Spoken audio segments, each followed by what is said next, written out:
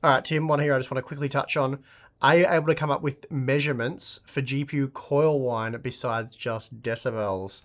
Be interesting to measure a high pitched squeal like that in decibels. I can't say I've done too much of it. The problem with, at least that I've found with coil whine, because obviously we review a lot of GPUs, and some reviewers, I think that was maybe the Aorus Master or something like that, RTX 4090. Some reviewers complained about coil whine, others didn't. People ask me, why didn't I report coil whine, or how much coil whine did I experience?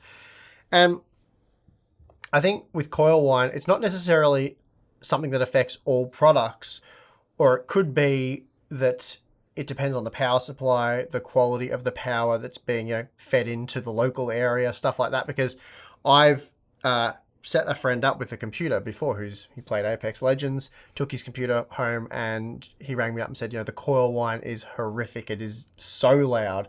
Like, wow, that sucks. Bring it over here. Brought it to my place. No coil whine. He played it for an hour. Nothing.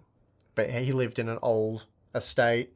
I don't know exactly. I haven't looked into this, all the technical reasons, and done appropriate levels of testing, but I've certainly come across many circumstances where people have had coil whine with certain setups and then not other setups, or buy two graphics cards from the same brand, set them up in the same environment, and one has massive coil whine, the other one has none. So it's a tough one. It's really tough to make a unanimous decision on whether a product does or doesn't suffer from coil whine, because it could just be that it's perhaps more sensitive to coil whine, and therefore the environment you've configured it in, it's exposing that issue. But yeah, I honestly don't get much coil whine in my test lab, my environment.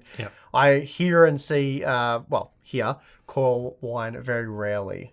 And usually the only time I sort of hear the high-pitched sort of electrical sound is when we're pumping out, 600 frames per second in a menu or something like that. But yeah, and coming up with metrics for things like that, like sound annoyance issues, is like, what do you look at? Do you look at frequency? Do you look at volume and amplitude? And also, like, the different frequencies can vary a lot. Something that's consistent can often be less annoying than something that's pulsing, like coming in and out, or is really random. So, it could be loud and consistent and be not as annoying as something that's softer but pulsing every so often.